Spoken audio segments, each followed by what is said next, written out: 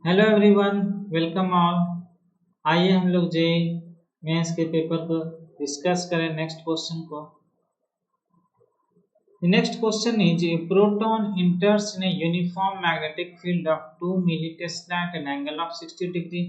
तो हमारे पास एक प्रोटॉन है, चार्ज पार्टिकल है ना। ये इंटर कर रहा है 60 डिग्री एंगल से मैग्नेटिक फील्ड से with a speed of 10 metre per second. Suppose magnetic field इस डायरेक्शन में होगा, the direction of magnetic field, और ये वेलोसिटी का डायरेक्शन ये है। This is the direction of velocity 10 metre per second. तो इस डायरेक्शन से ये एंगल है 60 डिग्री। ठीक है।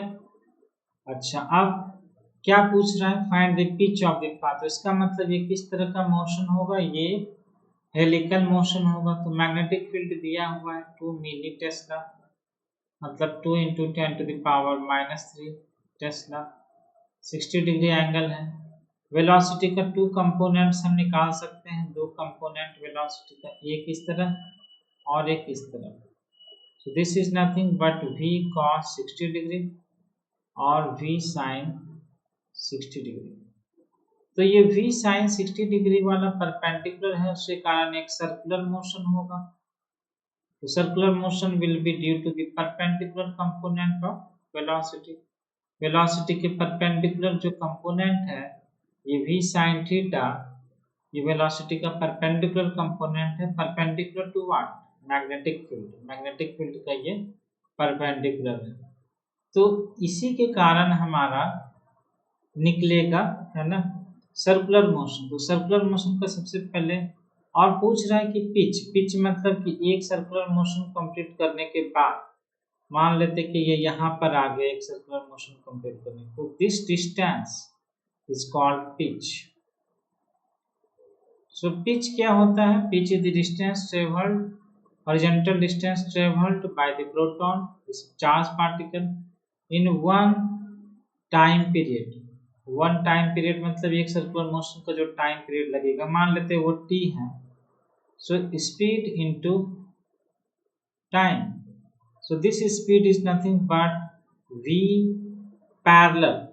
ये वाला जो हमारा है पैरेलल स्पीड है और ये वाला हमारा है परपेंडिकुलर स्पीड।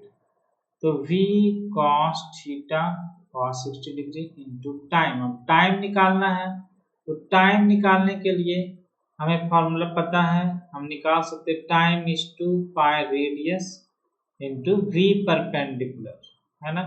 और what is radius? r is mv by q B v।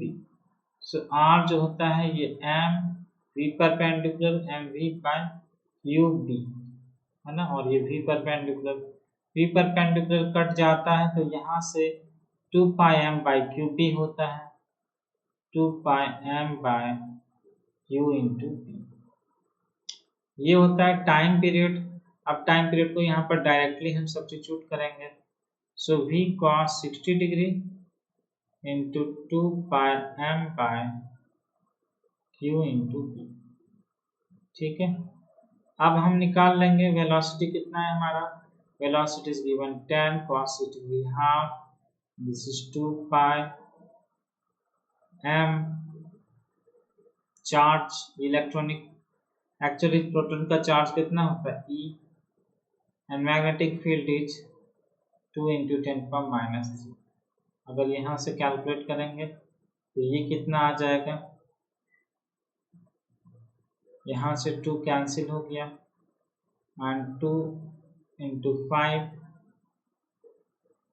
तो यहाँ पर 5 पाई आ रहा है, 5 pi, and this is nothing but mass of proton by charge of proton into 10⁻³ नीचे में आ रहा है। तो यहाँ से अगर हम कैलकुलेशन करें what is the ratio of mass and electronic charge, mass का कितना होता है अगर हम कैलकुलेट करेंगे मास, यस, मास को देखेंगे, mass of A proton by charge of A proton, अगर हम ये रेशियो निकाल लेंगे तो कितना आ जाएगा? मास इज 1.6 × 10⁻27 और चार्ज अप्रोक्सीमेटली 1.6 10 पावर माइनस 19।